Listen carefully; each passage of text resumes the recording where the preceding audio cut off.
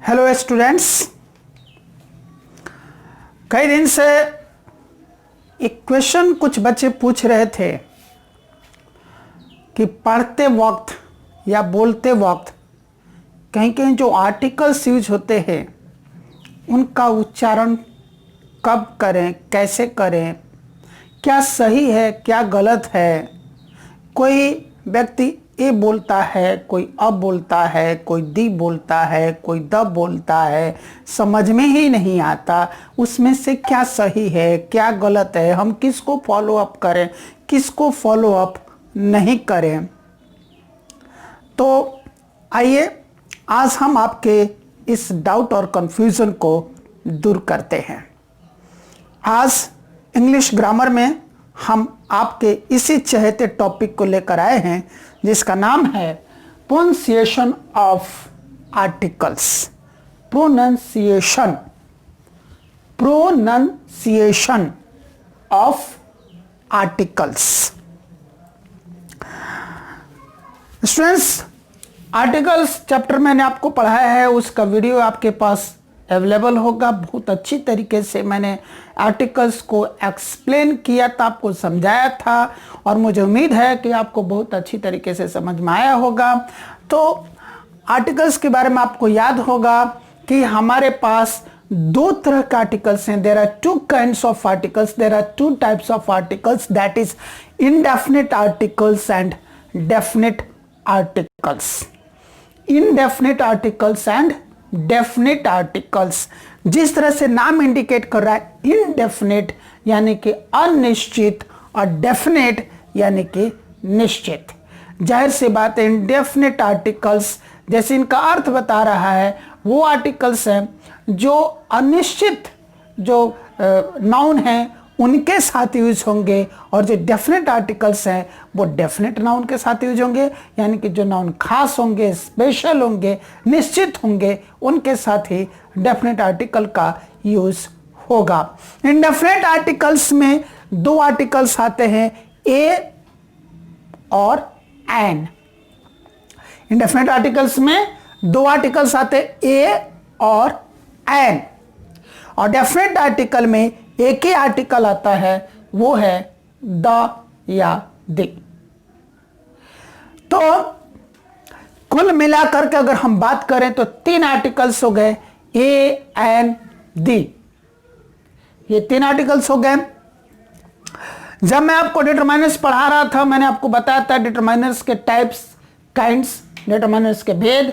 उसमें पहला जो भेद बताया था वो आर्टिकल डिटरमाइनर ही बताया था, यानी कि आर्टिकल्स डिटरमाइनर्स हैं।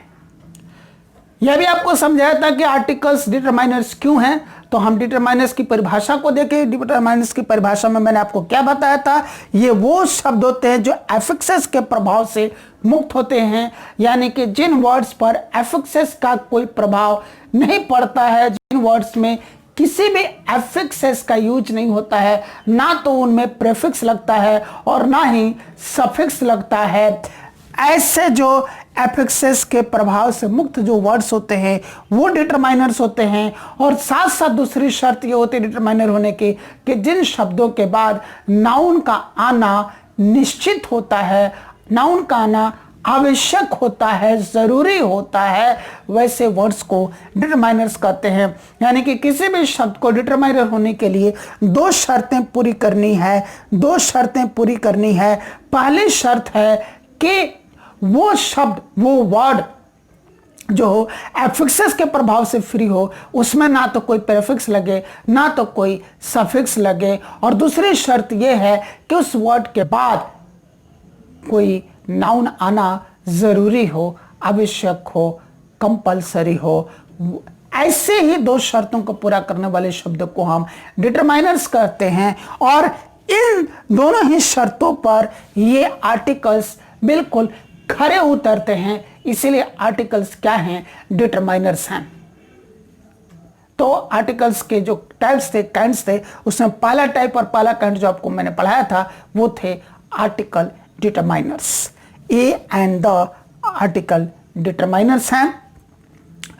क्यों हैं, शर्तें कैसे पूरी हो रही हैं, इनके साथ किसी भी प्रीफिक्स का यूज नहीं होता, किसी भी सफिक्स का यूज नहीं होता है, यानी कि ए एंड द ये तीनों ही एफिक्सेस के प्रभाव से बिल्कुल मुक्त हैं। और इनके बाद नाउन का आना जरूरी होता है सेंटेंस में। ये सूचक होते हैं, ये इंडिकेटर्स होते हैं कि अब कोई नाउन आने वाला है। तो इन दोनों ही शर्तों को ये पूरा करते हैं, इसीलिए आर्टिकल्स जो है वो डिटरमाइनर्स हैं, यानी कि इनको हम आर्टिकल डिटरमाइनर्स कहते हैं। अब हम आते हैं अपने मेन टॉपिक पर, इनके प्रोनाउंसिएशन को लेकर के, इनके उच्चारण को लेकर के। अभी जब से मैं आपको बोल रहा हूं, इनमें सारे उच्चारण मैंने कर दिए। कभी मैं द बोल रहा हूं, कभी मैं दी बोल रहा हूं, या आप अच्छी तरह से मेरे बात को सुन रहे होंगे, गौर से सुन रहे होंगे कि क्यों कभी द कभी दी बोल जा रहे हैं, क्योंकि इसके उच्चारण होते ही ऐसे हैं। तो हम क्या करें, यूज तो करेंगे वही उच्चारण, वही प्रोनाउंसिएशन हम यूज करेंगे। आइए अब हम देखते हैं इनके डिफरेंस को। तो आर्टिकल्स के दो तरह के प्रोनाउंसिएशन हो गए, दो तरह के उच्चारण हो गए। एक हो गए वीक फॉर्म, दूसरे हो गए स्ट्रॉन्ग फॉर्म। वीक का अर्थ होता है कमजोर, स्ट्रॉन्ग का होता है ताकतवर, मजबूत।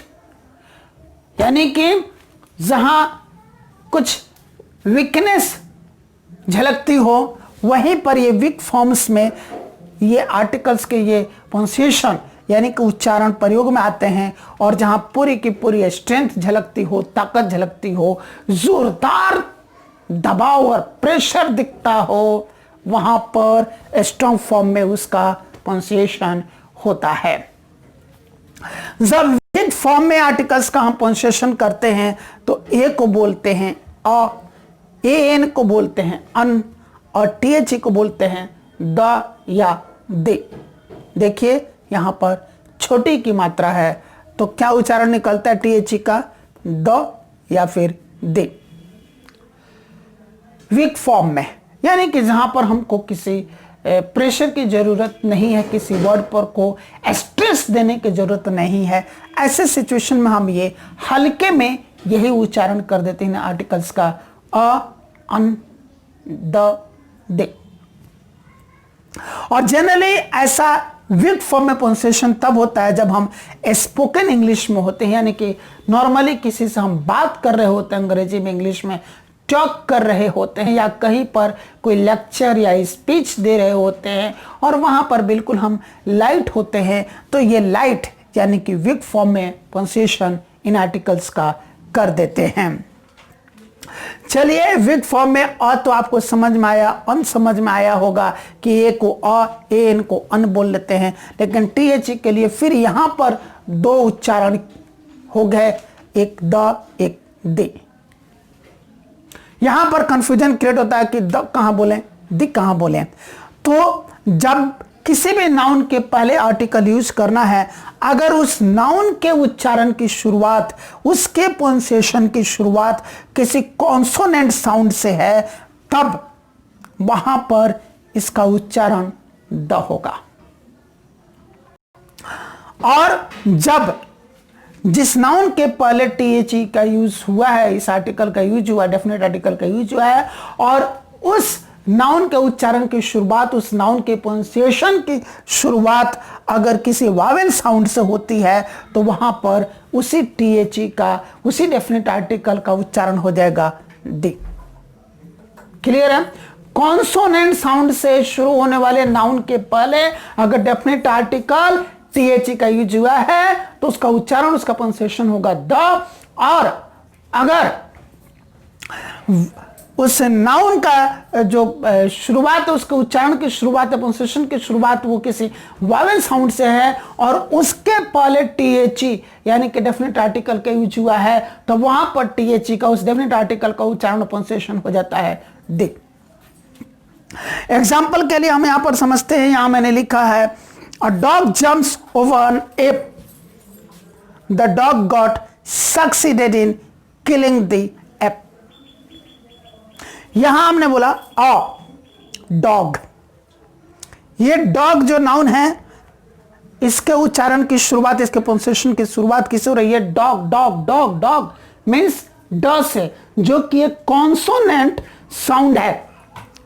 कॉन्सोनेंट साउंड है, ये नाउन कॉन्सोनेंट साउंड से शुरू हो रहा है पंक्चुएशन में, उच्चारण में, इसीलिए इसके पहले जो ए आया है इसका उच्चारण तो हम अ करेंगे। और वैसे भी वीक फॉर्म में, क्योंकि अभी हमें स्पोकन इंग्लिश में बात कर रहे हैं, तो इसका उच्चारण क्या हो गया जी, अ हो गया।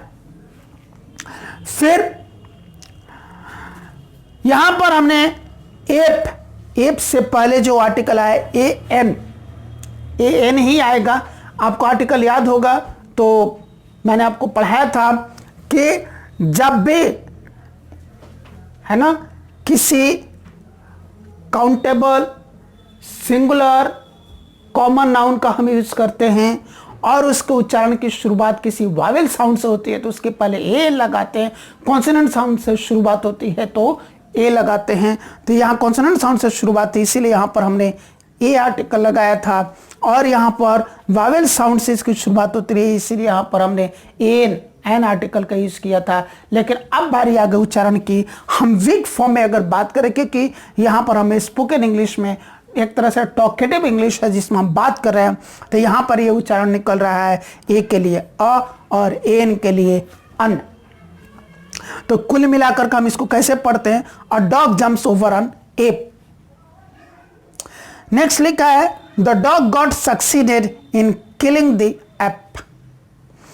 यहां पर यह भी आपको बताया था कि जब पहली बार कोई कॉमन नाउन यूज होता है ना, तो उसके साथ सिंगुलर कॉमन नाउन के साथ उसके पंक्चुएशन के अनुसार से ए या एन आर्टिकल का यूज किया जाता है। लेकिन जैसे हमारे पैसेज में, हमारे एसे में, हमारे पैराग्राफ में वही कॉमन नाउन जब रिपीट होता है, सिंगुलर कॉमन नाउन या प्लूरल कॉमन नाउन, तो वो स्पेशल हो जाता है, वो खास हो जाता है, वो निश्चित हो जाता है। और उसके साथ फिर हम लोग डेफिनेट आर्टिकल THE द का यूज करते हैं।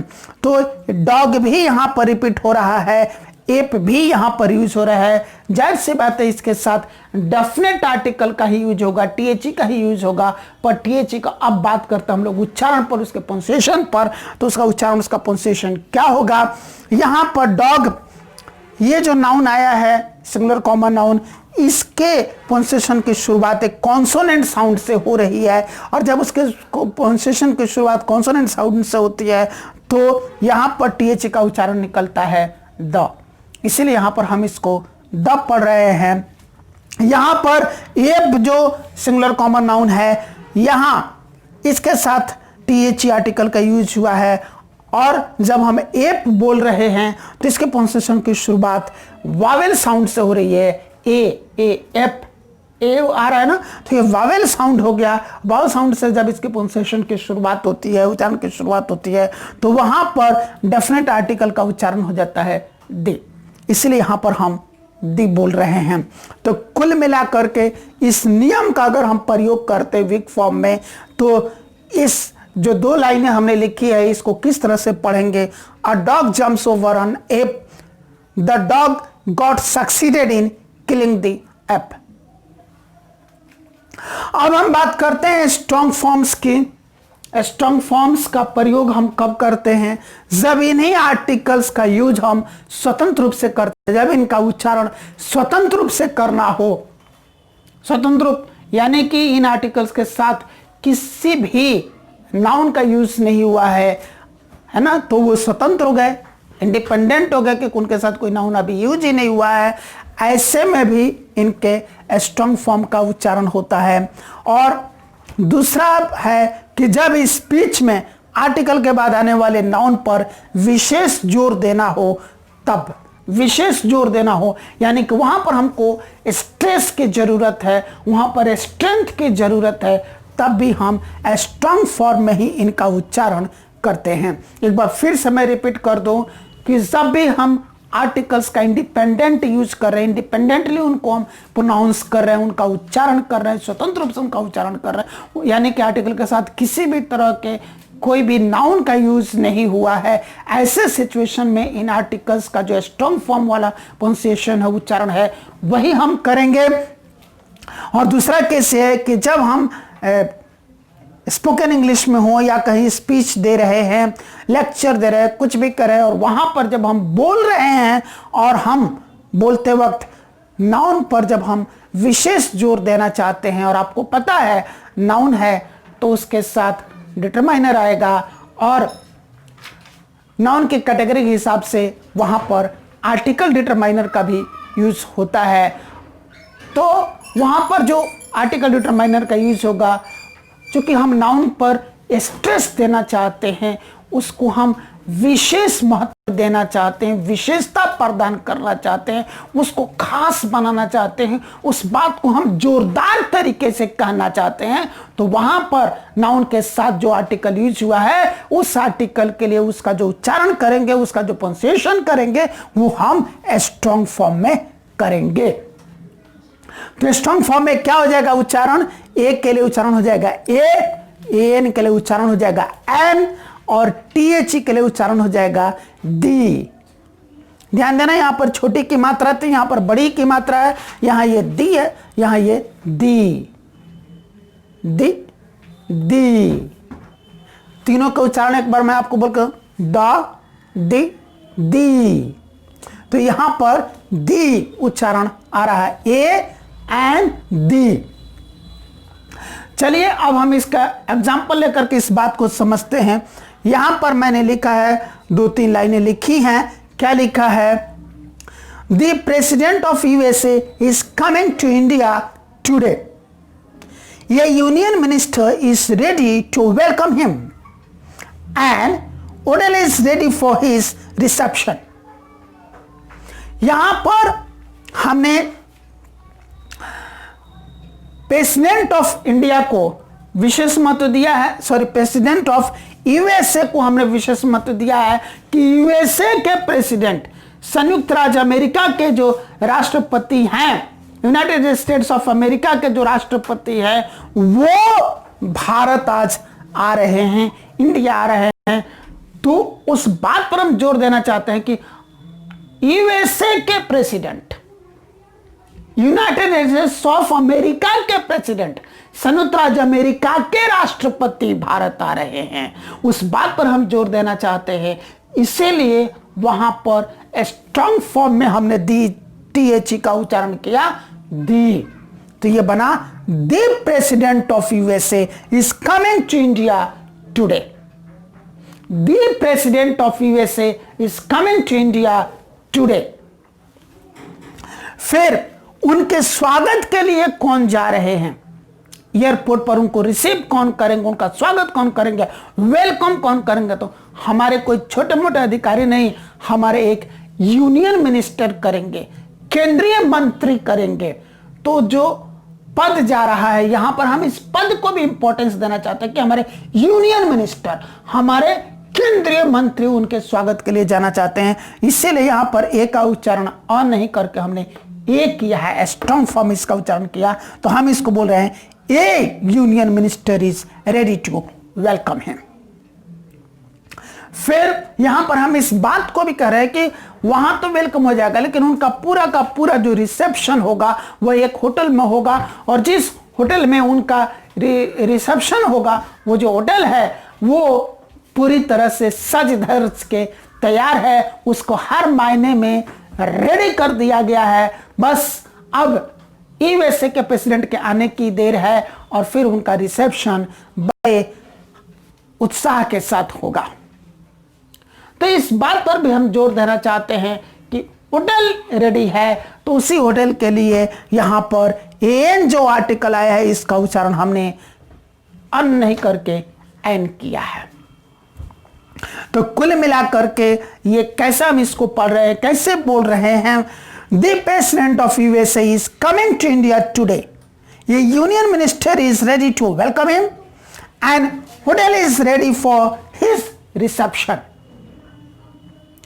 तो अब मुझे लगता है कि आपका जो उच्चारण वाला कंफ्यूजन था, अ, ए, अन, एन, द, दी, ये कंफ्यूजन दूर हो गया होगा और आपको पता चल गया होगा कि कब किस सिचुएशन में इसका कैसे उच्चारण करते हैं, कैसे प्रोनाउंसिएशन करते हैं। तो आपसे यही डिजायरेबल है, यही रिक्वेस्ट है कि अब आपके पास जो भी इंग्लिश की बुक है या मैथ्स की बुक है इंग्लिश मीडियम में, साइंस की बुक इंग्लिश मीडियम में, सोशल साइंस की बुक है इंग्लिश मीडियम में, कंप्यूटर की बुक इंग्लिश मीडियम में, या किसी और भी सब्जेक्ट की अगर आपके पास बुक इंग्लिश मीडियम में, या इंग्लिश का न्यूज़पेपर, इंग्लिश का न्यूज़ मैगजीन है, कुछ भी है, उसको आप पढ़ें।